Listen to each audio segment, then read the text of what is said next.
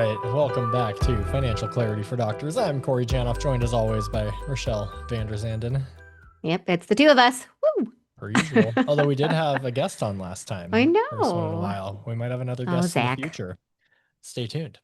Hmm. Um, but let's see, we are recording this on April 1st, April Fool's Day, but we're not here to fool any of you because you probably won't hear this until mid or late April. And April, I'm sure all of you are quite aware that April is Financial Literacy Month, and specifically April 23rd is National Teach Children to Save Day. So mark your calendars. Let's It's on celebrate. everyone's calendar Yep. already, I'm sure. Yeah, they should make the day off school or just devote the Hmm. school curriculum to teaching kids to save. If it, I don't even know if it's a weekday or not, I don't but even know either. but yeah, we see a lot of people's finances all across the spectrum, the good, the bad, the ugly. Some people are supporting adult children, or maybe supporting aging parents, which is a nice position to be in. Maybe nice is the wrong word, but if you're fortunate enough to be in a position to where you can support adult children or aging parents, you've probably done all right financially for yourself, but you may not want to be in that position. And there's some aging parents that are still supporting their kids who are in, their late working years or even close to retirement, and the kids are more or less relying on that inheritance for their own retirement to succeed. And I think, as I can only speak for myself, but as a parent, I'd like to think it's a universal sentiment that all of us have a goal of raising our children to be kind, productive members of society who are able to financially support themselves and save adequately for their own retirement. Now, we may choose to help them, but ideally, they don't require our support forever, because that can put an additional stress and burden on the parents as they get older. It's like, well, am I ever going to be able to retire? I got to still pay for my kid to live. We don't want to be in that position, although many people are to some degree. So today we want to discuss ways to try and set good examples for our children and teach them appropriate savings habits so they can become financially independent one day. Yeah, I think there's lots of good ideas, but one of the big things is like obviously we want to model the behavior that we want them to grow into. So, as an adult, being responsible with your own money and kind of being transparent to a certain extent about money, like we don't necessarily need to talk about dollars and cents all the time, but just walking kids through like how we make decisions financially and things like that can be really helpful. I feel like for me personally, I don't always do a great job of this, especially with spending. It's like when we go out to a store and I have my 10-year-old with me, I know that she's going to ask for 50 million things while we're at that store. And most of the time, it's like, no, we don't need that. No, like that's kind of a waste of money. Like it's just something that is unnecessary and this store is trying to like sell to you even though you obviously don't need it because you have a room full of stuff already. But then once in a while I just get into a yes mode and I just say yes all the time and there's no rhyme or reason to it. And it can just be all over the place. So I feel like that's something that I want to focus on more myself. But luckily, I think I'm more often in a no mode than a yes mode and kind of like explaining things as we go as she's asking me for individual items. But Yeah, yeah, we I don't definitely know. say no more than yes We do in our too, but household. I for sure have those days where I'm just like, we're just doing it. Like I just have in my head, I'm like, whatever she asks for, I'm just gonna do it. Yeah, our kids, I forget where they saw it. It was in a show or a movie, but the characters, they had a yes day because they were like, our Mm-hmm. parents suck. They aren't cool. They don't ever let us do anything fun. And Yeah. our friends had a yes day. So, like, set some parameters like, all right, you can't do anything that requires us to travel more than 20 minutes or Right. spend more than X amount of money or cause Yeah. damage to property. Yeah. But otherwise, whatever you say, yes is the answer. That could be kind of fun. Yeah. Um, but no, I think kids learn through osmosis. So we can talk the talk all we want, but walking the walk and demonstrating good financial habits is important. And it's challenging because a lot of our financial habits you don't see. They're not Mm-hmm. visually and in the open. Like, if my kids are yelling and screaming at each other, And then, I tell them to stop yelling and they'll be like, but you yell at us. I'm like, well, because you drive me nuts sometimes. So I'm trying not to, but sometimes I got to get your attention so that you don't kill each other. You're like, I Um, asked nicely the first 5 times. You're just exactly. pointing out the one time that I didn't. Yeah. So like I'm like, hey, we don't yell and scream or hit. We need to, you know, talk nicely and reason and compromise. And Hmm. so yeah, when they're fighting over the remote control over who gets to watch what TV show on one of the three televisions we have, like go to another room. It's not that hard. But they want to be in Yep. this room because the lighting's better. The sunlight doesn't glare on the TV. Anyways, we're getting sidetracked per usual. But I think like if it, so Rachelle, like you saying, like sometimes I just say yes to everything, and that can be fun, but also we got to use discretion. Like talk about maybe rather than just saying yes or no, the reasoning why we're saying yes or no. Like, hey, Hmm. yes, this is an acceptable decision. We can afford this. It's within our budget. Or no, that's too expensive. We don't want to spend this much on this thing. Um, and the kids can catch on pretty quick. Like they can find out you're a Hmm. hypocrite. It's like, wait, you said no to the $5 ice cream, but you're saying yes to buying a new car. Like that doesn't compute. Um, so we gotta we kind of have to be careful. But I think as kids get older, it's gonna be tough with like young kids. But as your kids get older, start incorporating them into the vacation plans. Like, hey, middle schoolers, high schoolers, like let's take a vacation for spring break. Here's our budget. We're going to spend whatever the number is, 3,000, 5,000, $10,000. Like this is what we're going to spend for vacation. Not everyone is privileged enough to be able to go on a vacation of this magnitude. So don't go bragging to all your friends, and talk about how they're in a good, we're in a good spot to be able to do that. But like, here's what we can spend. Let's put some ideas on the table. Where do we want to go? Like, you want to go to Hawaii? You want to go to Disneyland? You want to go to the Grand Canyon? Do we want to go camping? Like, here's what we have to spend. If we're going to this place, maybe plane tickets and hotel are eating up 60% of the budget. So if it's Hawaii, maybe the fun is playing on the beach and boogie boarding and snorkeling. If we're, Rochelle and I are on the West Coast, so a flight down to Southern California is pretty inexpensive. Like, you could do round trip for a family if you plan ahead for potentially under $1,000, but then Hmm. you're probably spending $1,000 a day, if not more, at Disneyland. So like maybe we're spending more on the activities and less on the travel and lodging. Hmm. So like We talk went about to those Disneyland trade-offs. last year, and it was even just talking about like if you stay at the park in one of their hotels, this is how much it costs per night. But if we just go a half a mile away, which is not terrible, and we walk a little bit every day, it's this much. And then we can just like freely spend when we're in the park and not worry about it so much. And Or I think like, some of that not blow though, the bank. like, do you have Yeah. a kid or kids who are able to walk that half mile out of the park and when the day's done, we're done? Or are you going to need to take a midday nap with a, Hmm. young child, and being in the park for a convenience element could really make it Hmm. that much more beneficial for your whole family. Yep. Um, but like other stuff, like, hey, let's buy our snow gear in March during the end of season sale because it's all 40% off instead of November when it's full price. And we get last year's jacket instead of this year's jacket that are no noticeable difference in capabilities. There's also the, saying when you're talking about outdoor gear, buy nice or buy twice. That there is something to Hmm. quality. We don't just want to go with the cheapest option. So explaining that to kids, like, hey, yeah, this pair of shoes or this jacket or boots or snow pants or whatever, they're inexpensive. It's great that you're looking for deals, but you know what? They're gonna tear and you're not gonna be able to use them in 2 years and you're gonna need to buy new ones, or the waterproof isn't good. Like you're gonna be wet. So maybe we spend a Hmm. little bit more, get the higher quality stuff, and it's gonna last you a decade and you're not gonna need to replace it.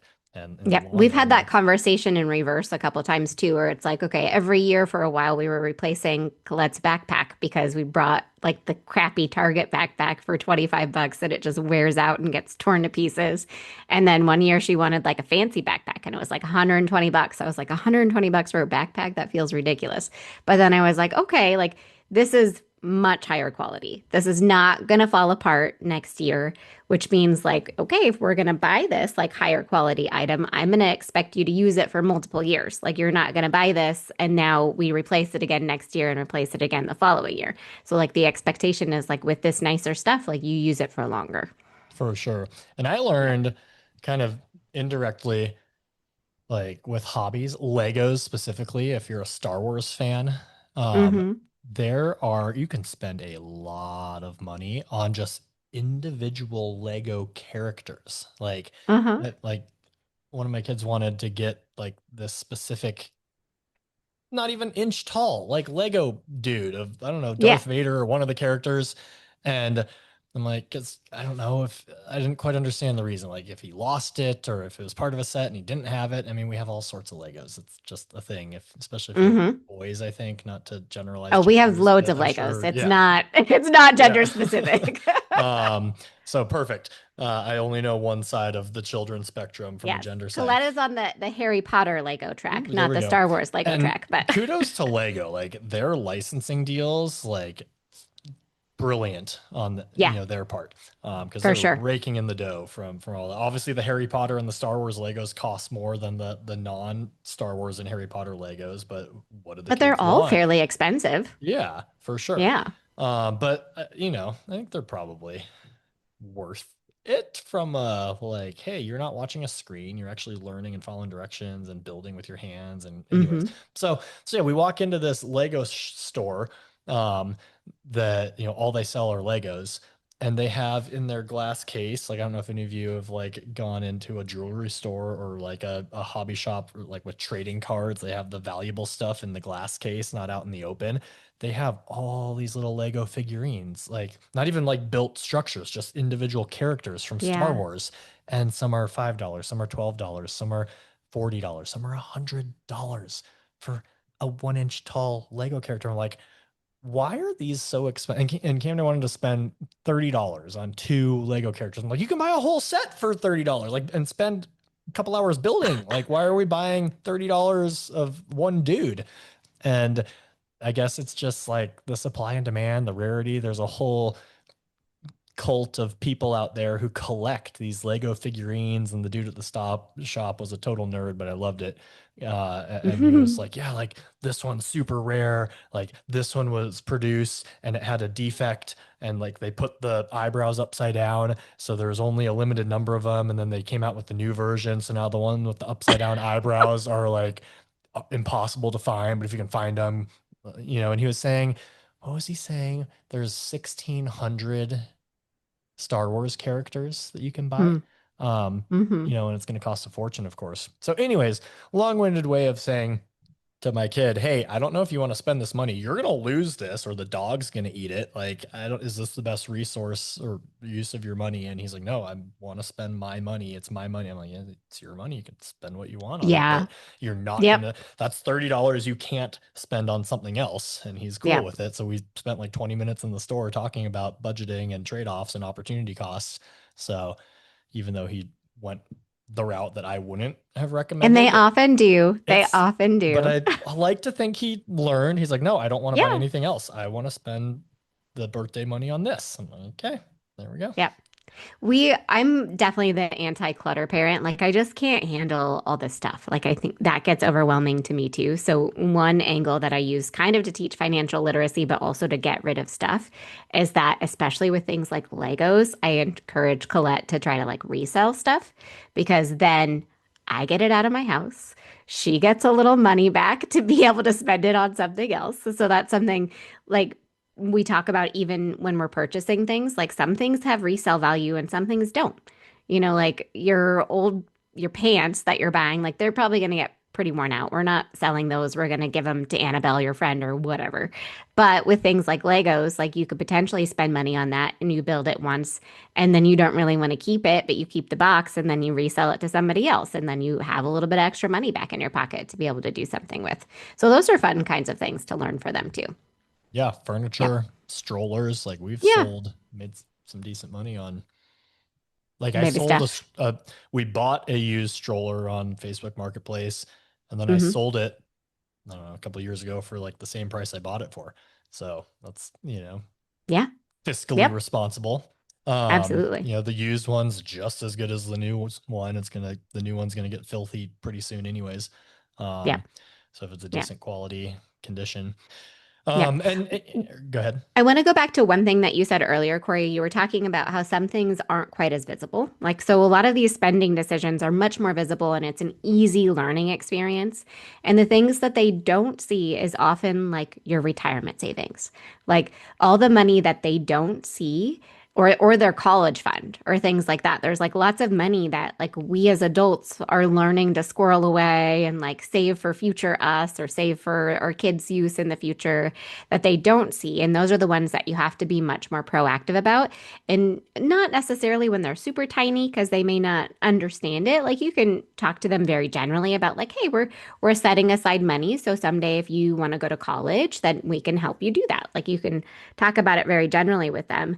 But as they get older, you can share it with them. You can talk about like, this is the percentage of my income. Like this is how much money we make, and we put this much into savings, which is a big chunk. And that's money that, sure, we don't get to use and see right now, but we're doing it because it's important to us to be able to like not work at some point, to be able to help you go to school. And like those are big priorities for like future us. And we want to make sure that we're making that as doable as possible and just framing it in hopefully some pretty easily and accessible terms, maybe without even looking at actual numbers to begin with, but just making that more transparent by actively talking about it. And you can talk like, with that vacation example, hey, we want to go to Disneyland or whatever. It's like, well, that's a little out of the price range. Like we want to cap it at this so I can still top off my backdoor Roth IRA this year. What's a backdoor Roth IRA? Well, it's saving for retirement, so I don't have to work forever. And like maybe as they get a little older, like high school, college age, like show them a paycheck. Like, hey, here's the top line income for this pay period. Here's taxes. Like, so if you, with your first job, like you think you're like, oh, I'm making 50,000 a year. Yay, I'm rich. Well, some of it's going to taxes.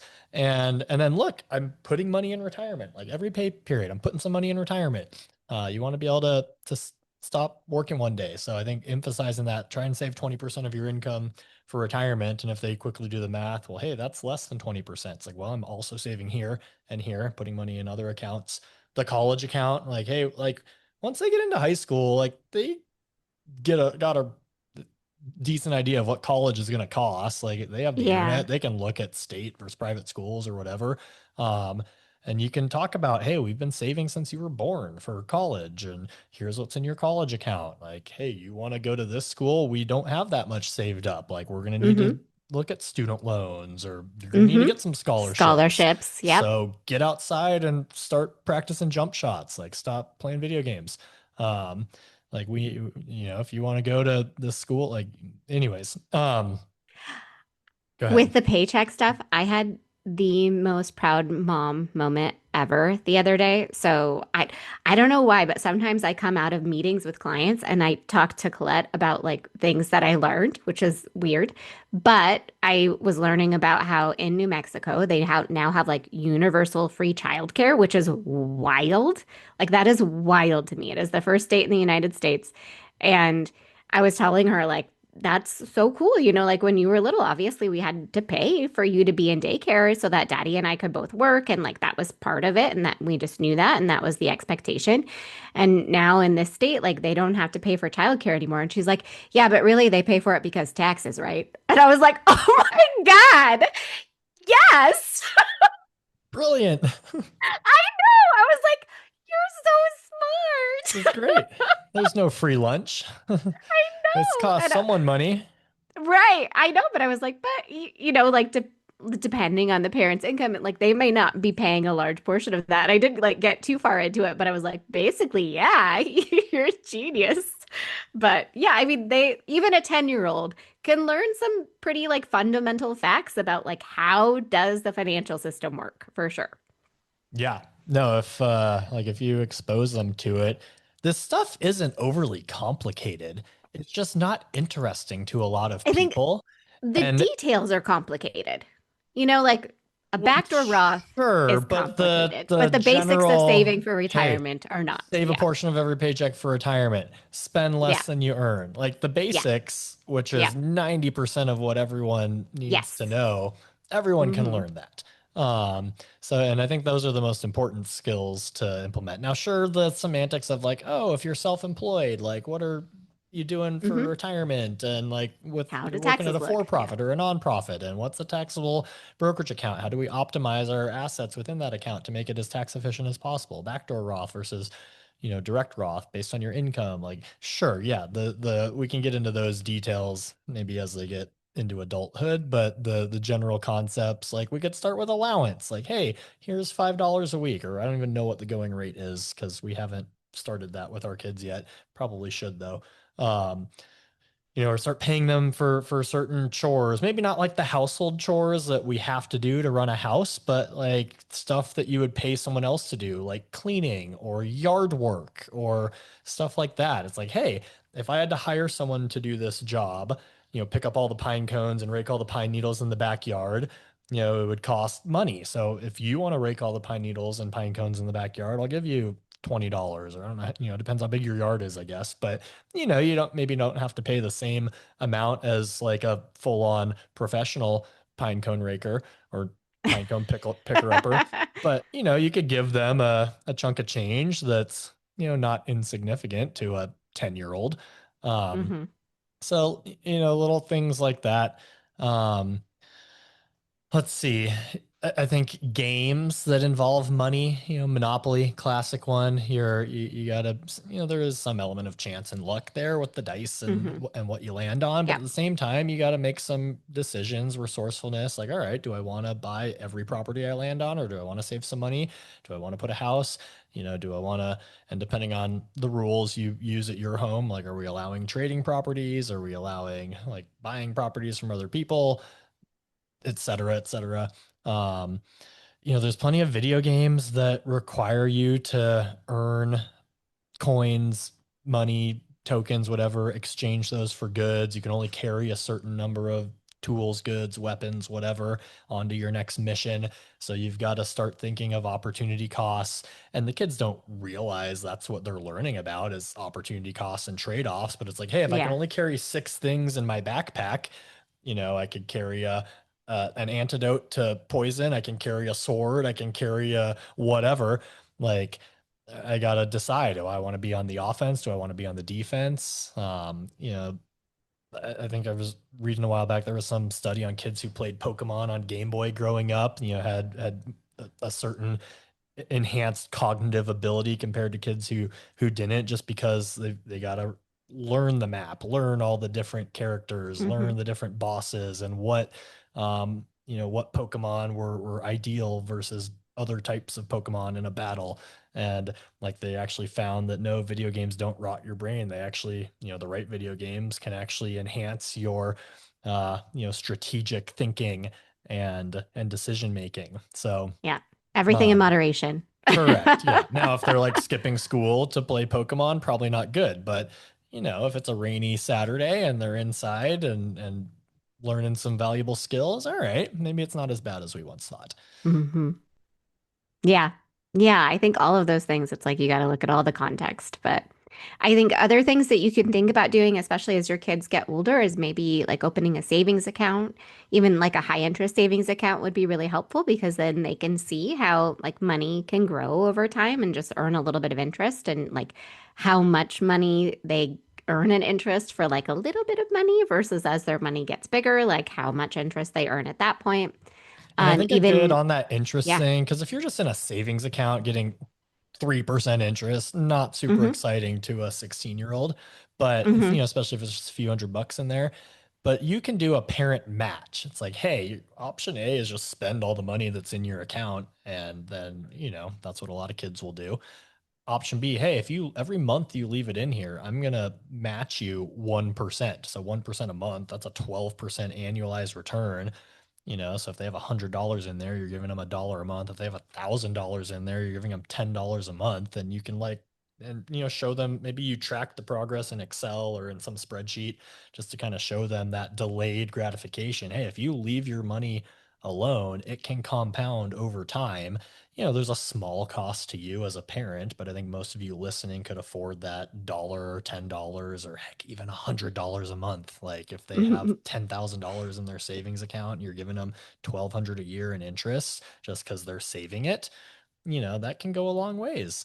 And eventually open up an investment account for them and you know work with them on what to invest in. Maybe you let them like, hey, here's a couple $1,000 to go play the stock market and learn the hard way how hard it is to do well. And maybe they hit a few names big and maybe they don't. But having that experience can be handy, but also maybe having an account where, hey, we're investing in this boring diversified portfolio of index funds and let's look at the progress over time.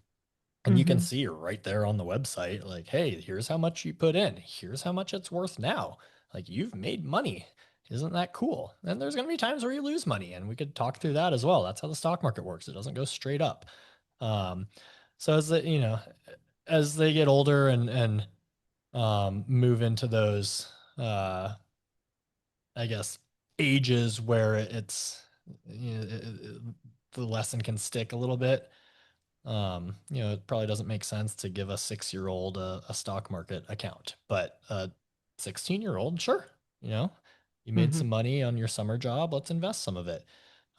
Maybe you work out a deal with them, like, hey, put half of your paycheck into a Roth IRA and I'll match the other half because they can put 100% of their earnings up to the annual IRS contribution limit, which is $7,500 this year, into a Roth IRA. So if they made $3,000 over the summer working camps, how about you put 1,500 in? I'll put another 1,500 in and match you. Hmm. And then they're saving for retirement. And Hmm.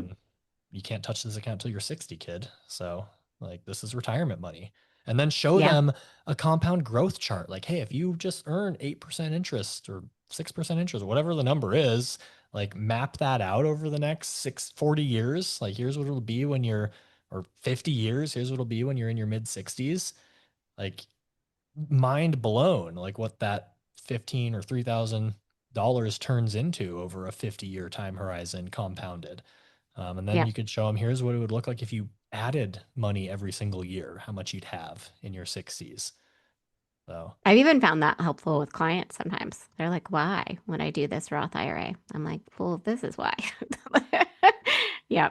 So I don't know about you, Corey, but I feel like growing up, we didn't talk a lot about money. I think there's like some generational differences a little bit where we're coming into a period of time where people are more open about this kind of stuff. But I think that's maybe one of the most important things. It's just kind of talking with kids openly about money, like just some very basics and without putting stress on them, you know. Like obviously if you're stressed about money, like that's some things that we have to handle as adults and maybe they don't need to carry that stress for you, but just talking generally about like this fits in the budget, this doesn't fit in the budget. Like we're choosing to spend money on this so that we maybe aren't able to spend money on this, but this is the thing that we've decided is more important. And like this is how we prioritize and think about that. Because realistically, like you can't sit your kids down and teach them in a day on National whatever kids awareness about money savings day. But every so often, if you're chatting about or money with them in real life, like they're just gonna pick it up along the way and be hopefully a lot more financially literate. And I do think like with our clients, there's a broad range of like how financially literate even like medical professionals are. And a lot of it comes from parents. You know, a lot of it is like how much were our parents able to share with us and teach us about money? Because realistically, like that's who you probably learn the most about because it's not covered in medical school. They talk about it a little bit in high school, but probably not enough to actually be super helpful long term. And I yeah, they're think, going to learn most of it from you probably. yeah, like for me as a kid, my parents, grandparents even were, they talked openly, not like, hey, look at how much money we have openly, but like money wasn't a taboo subject in our household. Like Yeah. all this stuff we've just rattled through, like as a kid, like that was brought up in conversations and in scenarios. It's like, um, so maybe there's something to that why I'm a financial advisor nowadays, I just don't from know my where my upbringing. financial advising came from. Who knows? That But came out of left money field. was always like a very natural, comfortable topic. It wasn't, and like, my parents would point out, like, hey, not everyone's as fortunate as us. Cause like kids aren't stupid. Like they know they go to a friend's house that's bigger than theirs or smaller than theirs. Like they learn pretty quickly, okay, so and so has nicer things than we do, or so and so's stuff isn't quite as nice. Like you kind of quickly learn where you are. Probably by middle school, you start knowing where you're at on the socioeconomic scale. So this isn't like our kids are completely ignorant and blind to this stuff. Like they know, they may not know Mm-hmm. every last detail, but they got an idea. Um, if you're flying first class to Disney World and staying in a night in the Four Seasons, like, all right, they know that you guys are pretty well off. But if we're staying in the Motel 6 or our vacations involve camping and that's it, we've never been on a plane, we buy clothes at Goodwill.